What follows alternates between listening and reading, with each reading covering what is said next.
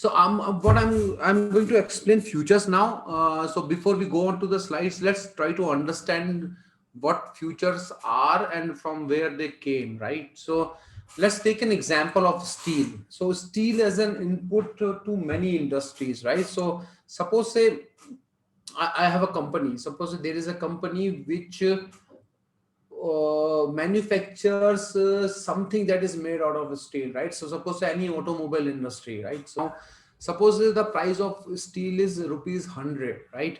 And then I'm expecting the price of steel to rise because of, see, the price of these commodities can rise due to many factors, right? So and so what if I I create something out of steel and sell it in market for rupees 200, right? So in, if I sell it for 200, out of which, suppose say my input cost is 100 plus my manufacturing cost is 50, and 50 is my profit, right? So 50 is my profit. Now in case the price of steel goes up to 200, right? So price of steel goes up to 150. What will happen is the the input cost will become 150, the manufacturing cost will become 50, and my profit will turn to zero. I don't want that to happen, right? So one of the way to encounter this rising prices, I raise my price of my finished good to 200, 250 from 200, right?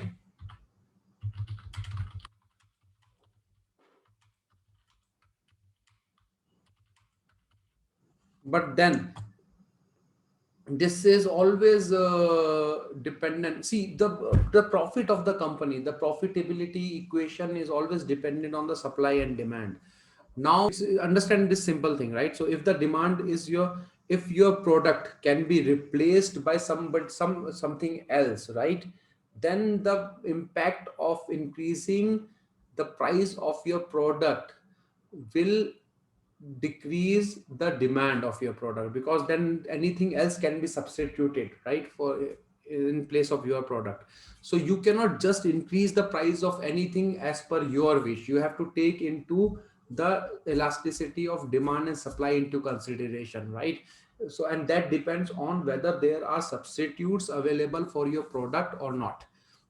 Now suppose say there are substitutes available for my products, right? That means the demand for my product is elastic, which means that if I increase my product, the price of my product, the my demand will go down, and which means the my net profit, which is the my net profit will decrease, right? Because my demand will go down, then I'll be selling less than what I was selling before. So profit might even go to zero and might even go negative in case price rises more than 150, right?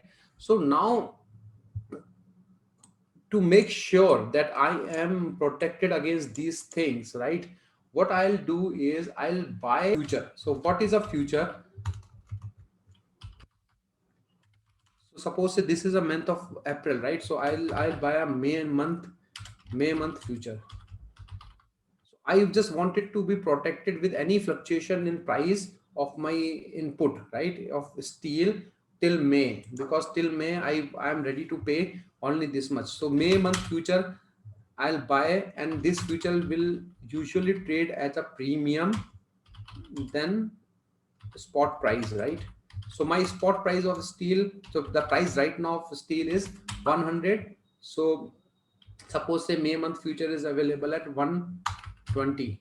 Okay, so I entered into a contract. That means I bought a future contract, and the person who sold a future contract sold, I bought a future contract at 120, the person who sold a future contract sold at 120. And what does this mean? That I agree to buy steel from him till month of May at a price of 120. Okay, not exceeding a price of 120. What the seller of future contract agreed is to sell me steel till month of May at the price of 120 and not more than 120, right? Now, if the price remains at 100, okay, the person who sold me the price remained at 100 for month of May, right? The person who sold me the future contract will make a profit, right? The But what he will do is in the month of May, whenever a supply is needed, he will buy the actual thing and then sell the future, right? So he has sold the future. That means he will buy it from the market and sell it to me, right? So suppose say I require in the month May and the price is still at 100 rupees, right?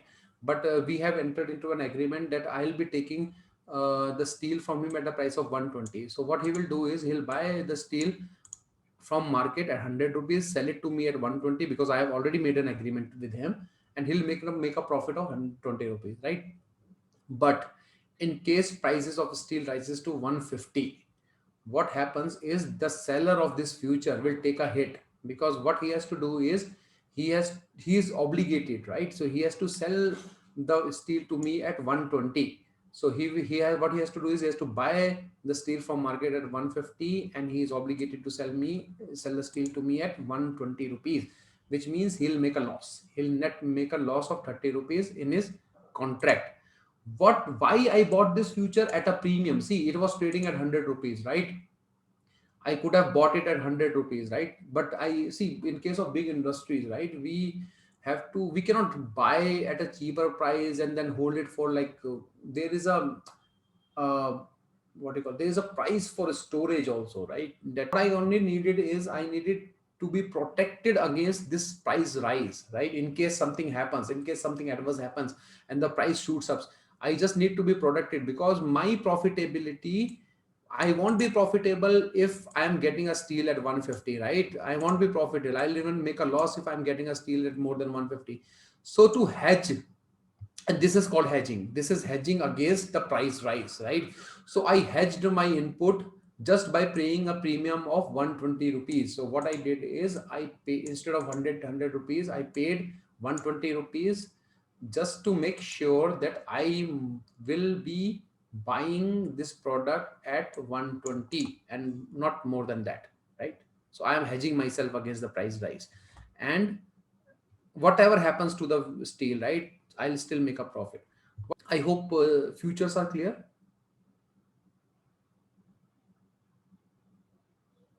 Futures as hedging is clear. So what is future? Basically, future is a contract between a buyer. Okay, hedging. So Prashant, hedging is a protection, right? So hedging means protection. So I'm taking a protection against any price rise. Okay. So what happened here in this case is, okay, I don't know what will be the price of steel in May, right? But my industry is dependent, my profitability is dependent on steel trading at 100. Understand this thing. If I'm getting a steel at 150, and since I told that this my demand is elastic, that means there are other substitutes available, right? So what if I also produce, so suppose that, let's take an example of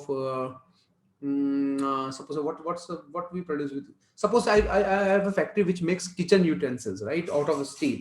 Okay. Now if I raise my prices, right, like anything, okay, what will happen is the people who are buying the steel utensils might look for alternative. And what is an alternative to steel utensils? There are many alternatives to steel utensils, like the Teflon and all this stuff. So they will replace, instead of paying me the higher prices, they will replace my product with something else. Which means if I raise my prices, right, the demand for my prices is going to take a hit. Okay. And that is not good for me.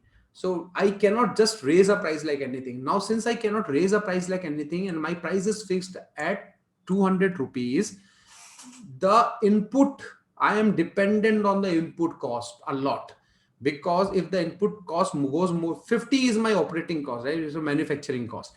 So if input goes more than 150, I will make a loss on selling steel, right? So I have to shut down my factory. Okay. So just to protect myself from this kind of a price rise, right? What I do is I buy a future contract. So what is a future contract? So buyer of a future contract has agreed to buy this many quantity and this many time at a certain price, and the price is 120, right? Price always trades at a premium, right? That's why anybody will sell me. Why? What the seller is looking at, the seller is looking, saying that okay, the price is 100, if what if it remains below 120, I'll end up making a profit, right? So what seller is doing is, seller is selling me a future, right?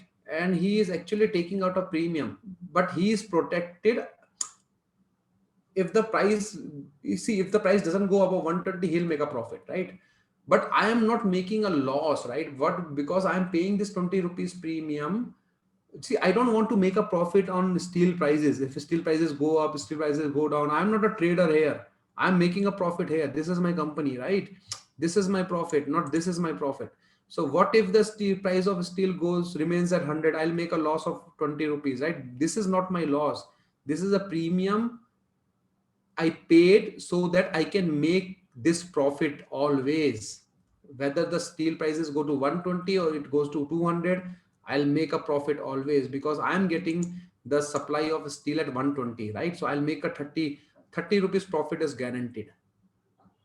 Yes, yes, 30 rupees. It's, right? Because now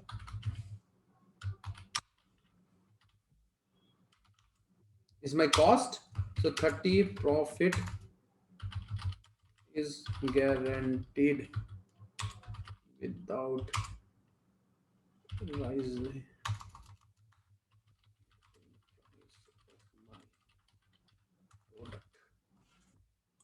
Okay. So I am hedged against any, I am hedged means I am protected against any price rise in steel.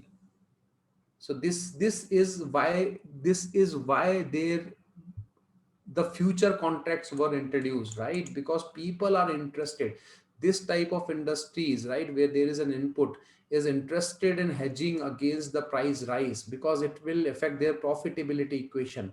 Now when and then whenever there is a premium, there will be somebody who will sell, who will agree to sell, because this guy is not looking for, see, this industry is looking for hedging by buying a future, but this guy is not worried about hedging. He's a trader, right? So he says that okay, if the price rises below 120, above 120, I'll take the hit. But then what if it comes below one, if it remains at 100, right? What he will do is, he will sell the things to me for 120 and he'll buy it from market for 100 rupees, sell it to me for 120 and make a profit of 20 rupees. So that's his earning, who is selling a future. But that's not my earning. My earning is this 30 rupees my earning. Got it? So this is hedging. This is hedging, and this is exactly why future contracts are introduced. Now future contracts were now let's come back again, right? So future contracts were introduced basically for commodities.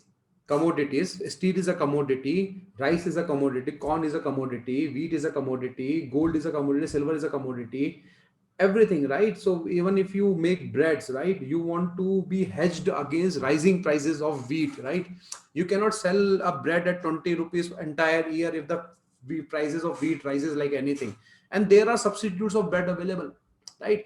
If suppose say you are selling a bread for 20, bread packet for 20 rupees, and suppose there is sudden rise in prices of wheat, you cannot raise the prices to 40 rupees, just because people will find substitute, right? People will stop eating bread, people will start eating something else, right?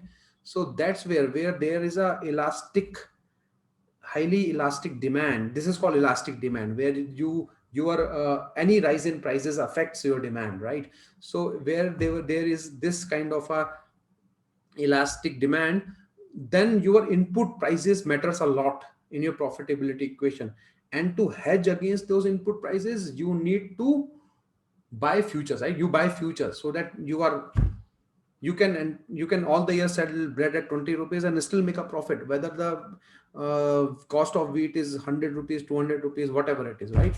So this is it. So basically this is a future contract. So I think future contracts are clear now. So let's go back to the definition part. Okay.